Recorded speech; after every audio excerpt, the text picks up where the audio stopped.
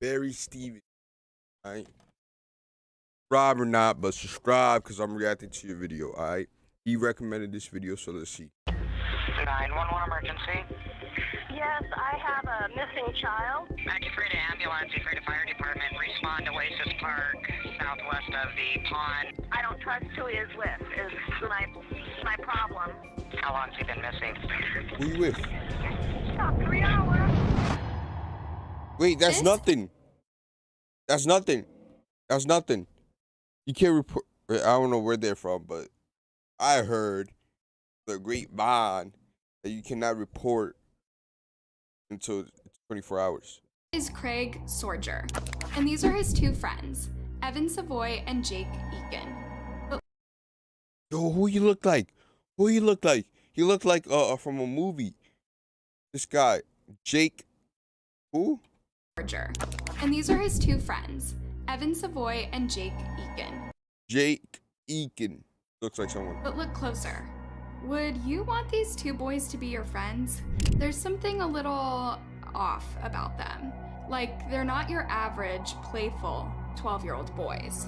Unfortunately, Craig Sorger and his family would find out the awful truth about Jake and Evan the hard way. In 2003, Jake and Evan became the youngest people to be tried as adults in the state of Washington. What? They'd pretended to be Craig's friends, all the while hiding a vile hatred for those weaker than them. What they did to poor Craig is unspeakable. But how did two 12-year-old boys... Yo, bro, this is why I can't watch this, man. This is why my I'm sorry. I'm sorry, chat.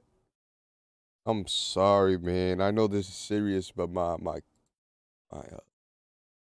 boy in me to your face. And undercover.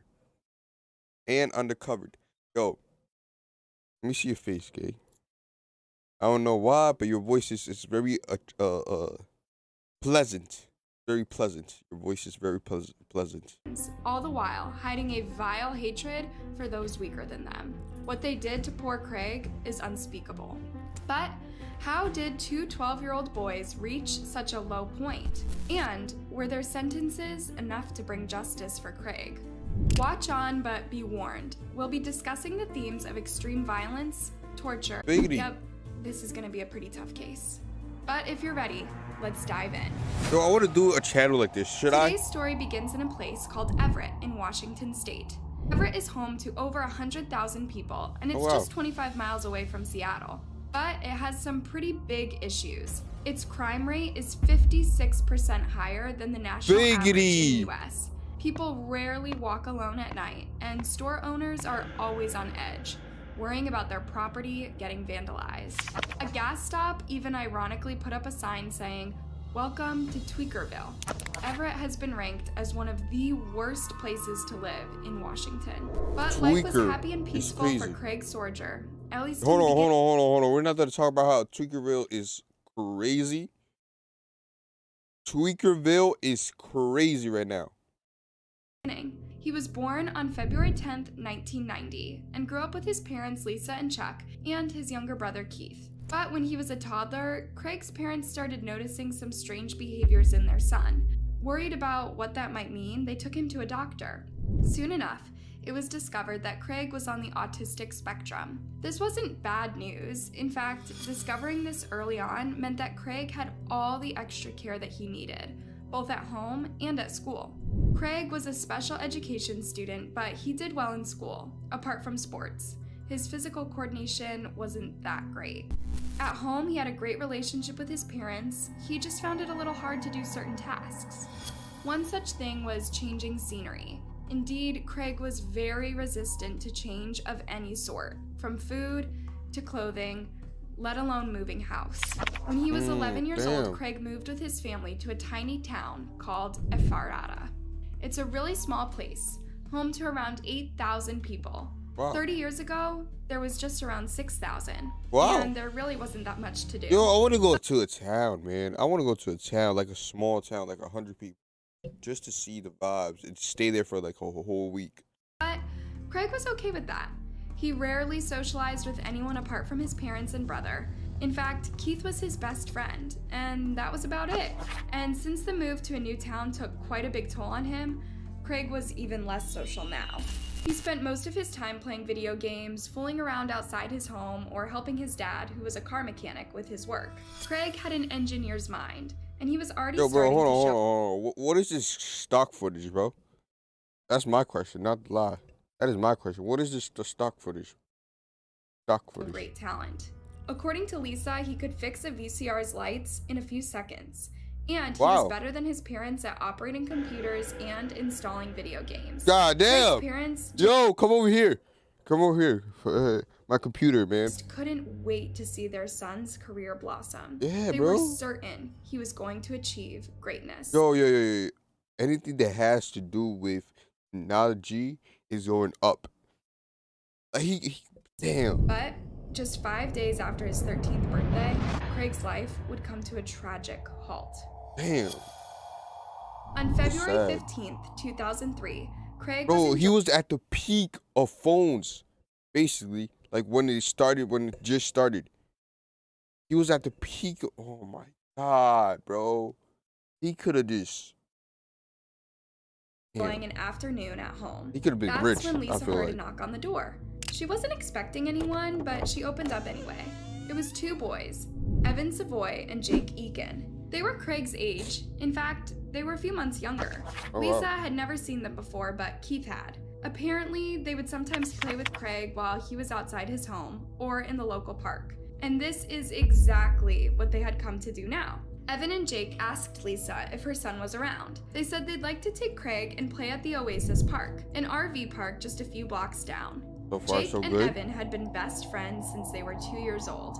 People rarely saw them apart, and many thought that they were brothers. But there was something odd about their I wish I had a dynamic. friend like that. Jake really looked up to Evan and was proud to say that they were best buds.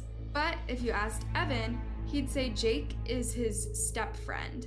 That's because he thought Jake was one step below him. Oh, Indeed, nah. Jake was a shy boy who Never. often copied Evan's behavior but dealt with some unaddressed anger issues. Evan, on the other hand, was the class clown who was desperate to be the center of attention everywhere he went. This included his school. This was the same special education school that Craig attended. So the boys were surprised to see Lisa so reluctant to let Craig play with them. But she simply didn't know them. Craig hadn't spoken about them, and there was something else. The weather was dreadful, and Craig had just recovered from a cold. Lisa was just about to close the door and send the boys home when she turned around and saw Craig, beaming with hope. No. This was the first time someone invited him to play with them. He felt like he had friends. No. He was really excited about going out. Our kids, honestly.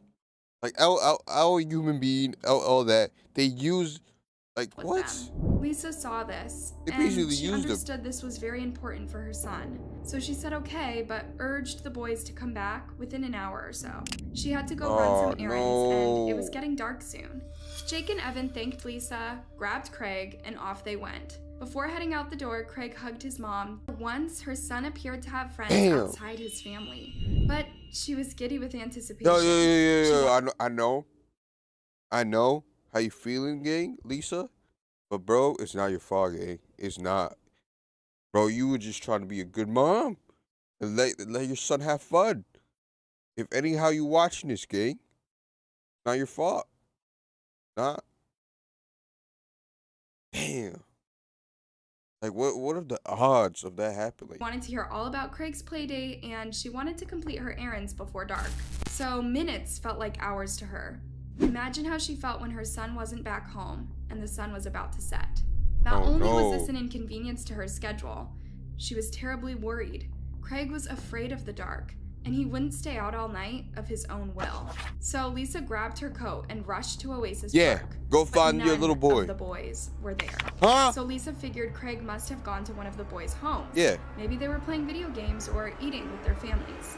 But when Lisa got to Evan's home, her heart sank. Why? Evan and Jake were playing video games and looked completely relaxed. When she asked them about Craig, they said, "Oh, we haven't seen him for hours." Apparently, they parted ways at the park, like she said, after about an hour. Then they went to Evan's home and never saw Craig again. With trembling hands, Oh my Lisa dialed God. 911. 911 emergency.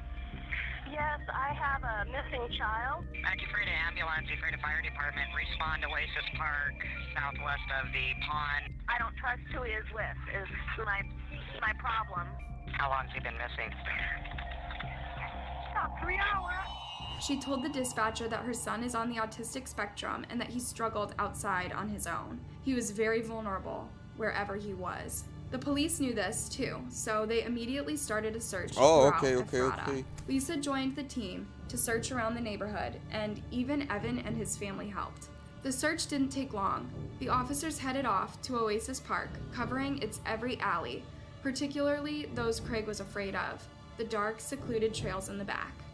Tragically, this was exactly where Craig lost his life. Oh. Lisa found her son lying face down in a red pool under a tree. Oh. He was pronounced dead at the scene. There were a lot of people at the crime scene. A dozen police officers, Lisa, Evan, Jake, their families, and pretty much anyone who'd realized what was happening. Lisa touched her son's body and felt he was still warm. He'd only been dead an hour or two. She stood up crying and pointed towards Evan. Evan just shrugged, as if he was surprised to hear this silly accusation. Needless to say, his parents strongly denied Lisa's allegation and told her to calm down. How could their 12-year-old boy commit such a heinous act? And Evan and Jake's statement was clear. They played for a little bit, then they parted ways. Whatever happened next was out of their control. But as the police took Evan to the station, his statement became less clear. Now he was saying Craig actually fell from a tree. Apparently they played football and tackle tag, and then they climbed the trees. And when Craig fell and hit his head, he didn't know what to do, so he went home.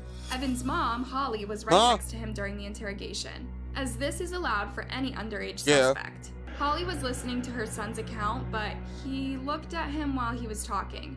At one point, she realized he'd changed his shoes after coming home from the park.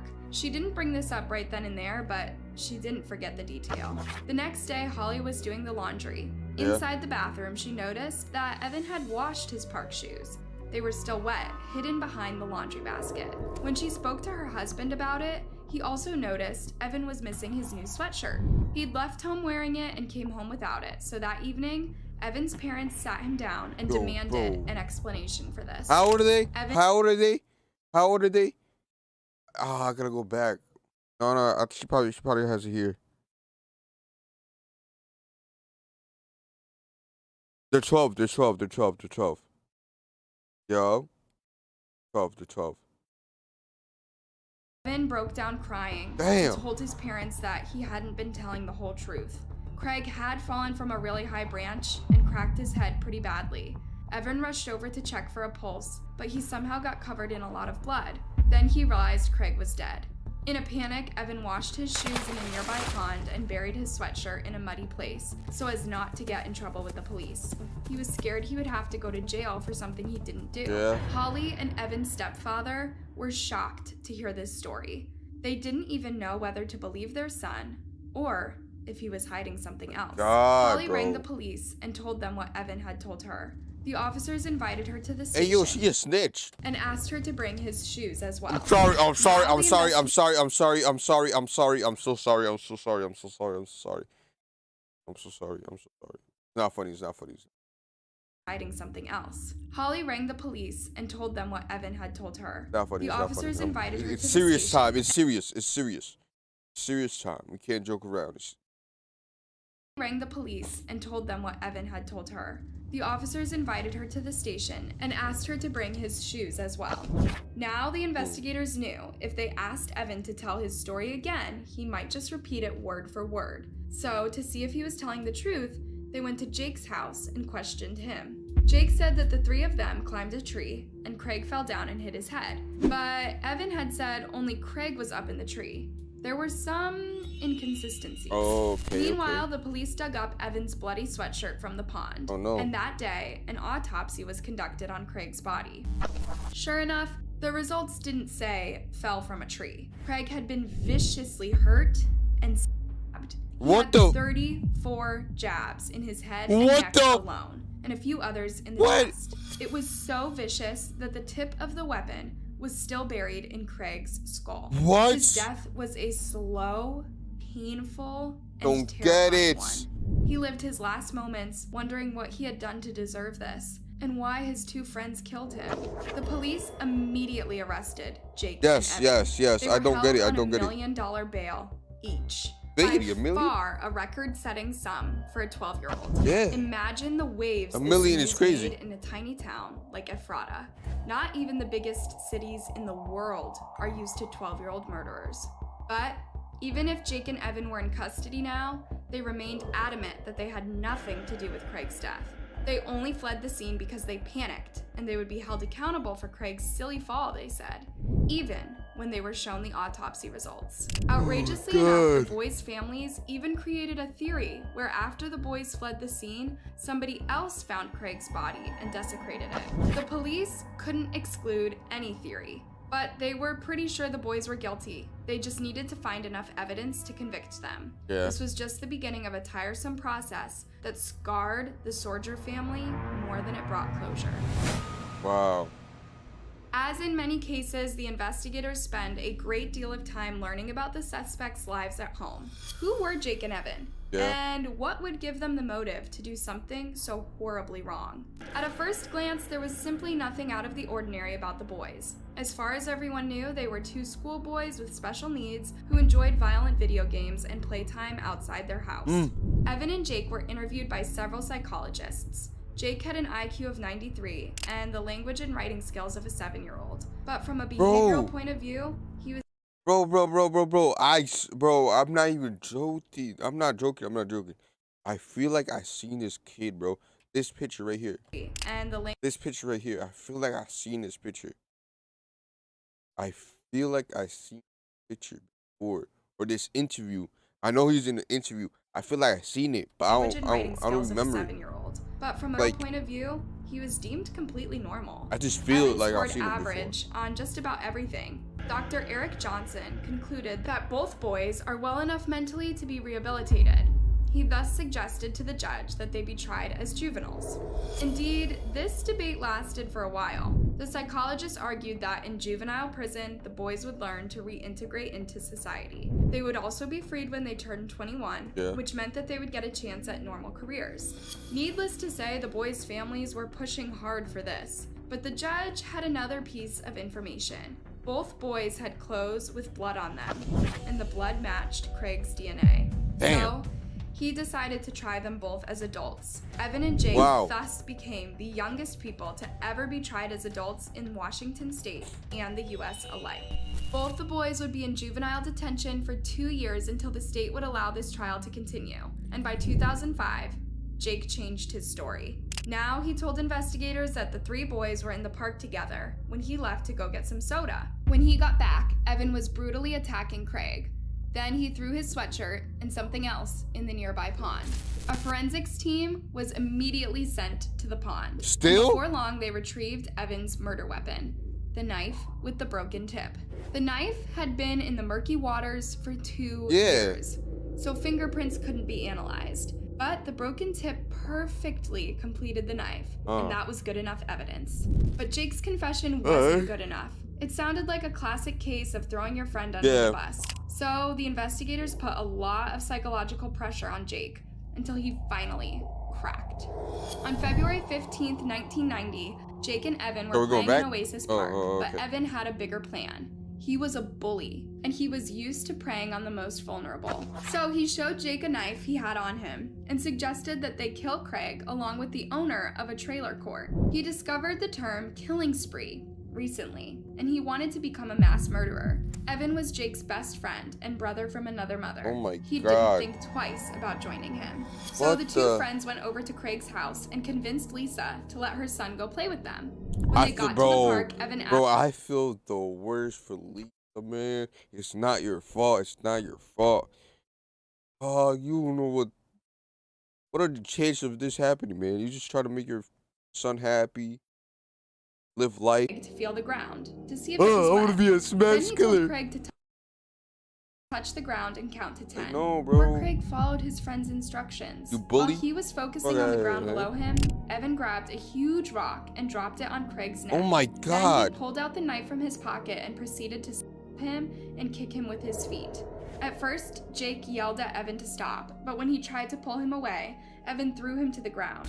His weight twice as much as Jake, so Jake gave up. Meanwhile, Craig was screaming and asking Evan why he was doing this. Craig got up and ran away 3 times, but Evan kept for a couple of minutes. Jake decided to participate as well.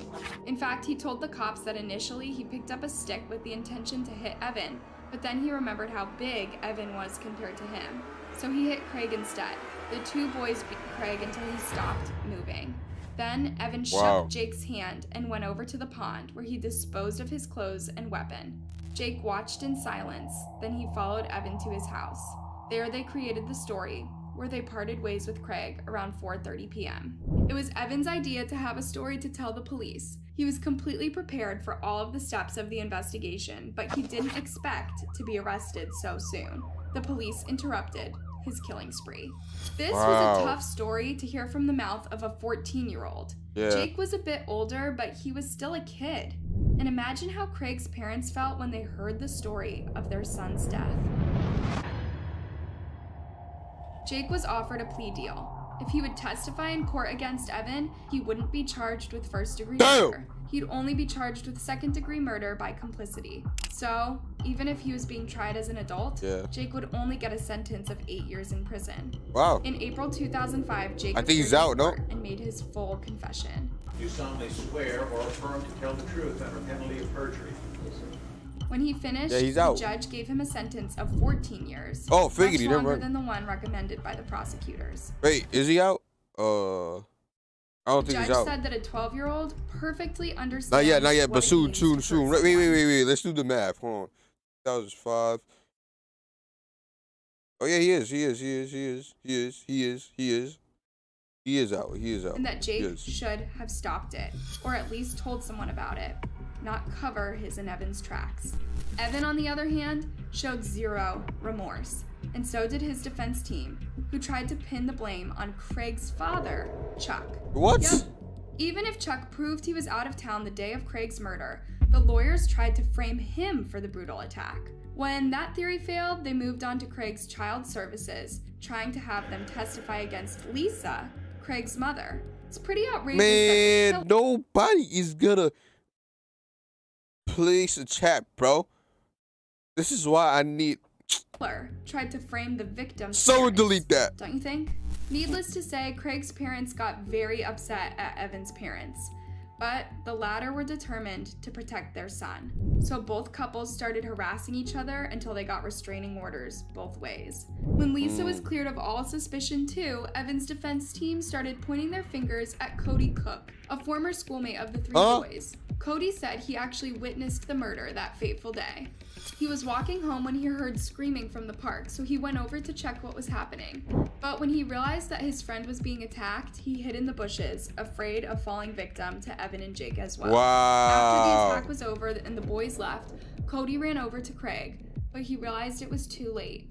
He didn't tell his parents about it at the time, but his mother noticed a change in his behavior over the next few days. Back in 2003, Evan's parents had presented a theory that perfectly matched Cody's testimony. They argued that after Craig fell from the tree and Evan left, someone else came in and killed Craig. So now they started going at Cody, saying he was actually the person who snooped in and took Craig's life that day. This delayed the trial for months, as the prosecution had to work hard to prove Cody's innocence. It wasn't until Jake's testimony in April 2005 that Evan could finally be convicted. Evan was found guilty of first-degree murder and sentenced to 26 years in prison. However, Evan and his family continued fighting for his freedom. Bro, just give up, bro. In 2011, his sentence was overturned. His defense team claimed that his right to a public trial had been violated, as the judge restricted certain parts of him to the public. His lawyers were pushing for a retrial, but amidst all of this, Evan changed his mind. In 2014, he pled guilty to second-degree murder. He was sentenced to 20 years in prison. It's still unclear whether he's in prison or not. Some sources say he's due for parole in 2034, but others say he was actually released back in June 2020. Yo, bro. You might say, well, at least Craig's family got some closure now that both Jake and Evan are in prison. Unfortunately, this couldn't be further away from the truth. First of all, Lisa and Chuck have to live with the horrifying reality that their autistic son was brutally murdered by two 12-year-olds who pretended to be their friend. Second of all, Evan's family tried to frame them for the murder. And finally, the boys continued to complicate their lives. Well, this time, it was Jake who became a questionable character. After Evan was sent to prison, Jake wrote to Evan's mom in very poor grammar. Jake wrote, I stabbed Craig Sorger. I planned the murder and I switched clothing with Evan at the crime scene. His bloody clothing are mine. And now a kid is going down for what I did. What was Jake playing at? Was he feeling increasingly remorseful, or did he just want to Wait, how long we got? Jake spent most of his prison sentence in solitary confinement. Remember how he was a shy boy with some unaddressed anger issues? Now, he was letting those issues out. He was constantly fighting, yelling, and causing trouble with other prisoners and the guards alike. Toward the end of his sentence, Jake completed an auto mechanic course and was put on work release. In 2016, 3 months before he was due to be released, Jake escaped the work facility and hitchhiked to Idaho, where he took a bus to Rapid City, South Dakota. As soon as he was off the bus, he was greeted by a group of federal marshals. He was taken back to Washington and sentenced to another 5 years in prison. I spent a great deal of time in lockup, in solitary confinement, because of trouble that I got into. And there was a block of time hold on. It's Jake. I spent a great deal of time in lockup, in solitary confinement, because of trouble that I got into. And there was a block of time where I spent 14 months in there, and then I got out, and then I went back into there and served another 9 months. So that's a good, like, 2.5 years that I spent pretty much by myself. And it was during that time that I kind of like started to educate myself. Eventually, he ended up serving only 6 months. But during these months, Jake underwent another drastic turn in his personality. He became obsessed with the Bible, reading it more than once a month, cover to cover. Soon enough, he started declaring himself a born-again Christian. During this time in prison, Jake also started a relationship with Marissa, an old family friend whose dad was best friends with Jake's dad. She'd visited Jake throughout his sentence, and after a while, their friendship turned romantic. But Marissa had great influence over Jake. And here's where it gets. Marissa had come out as a lesbian to her parents back when she was 18, about a decade back. But she kept struggling with her gender identity, so when she turned 20, she started some hormone therapy to transition to male. That's when she started feeling depressed, overindulging in alcohol, and thinking of taking her life. She then detransitioned, and along the way, she discovered Jesus. Her views on the Bible aligned with Jake's. So in 2017, Jake was released, and the two got married. Around this time, Jake also became an anti-abortion activist. You see, love is something that is tangible. Yeah, it's not the same, Jake.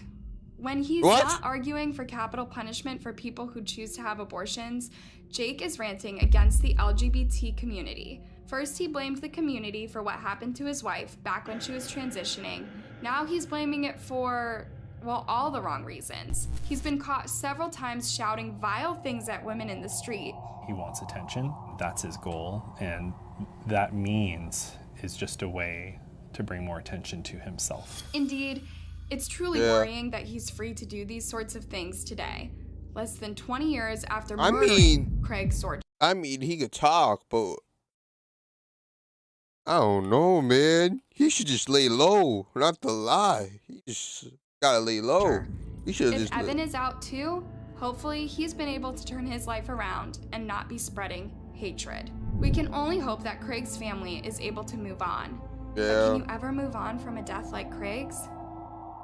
Thanks for watching, you guys. Hey, don't be shy. Give this video a thumbs up and subscribe to my channel for more. Till next time, and keep yourself safe. Safety. Wait, what?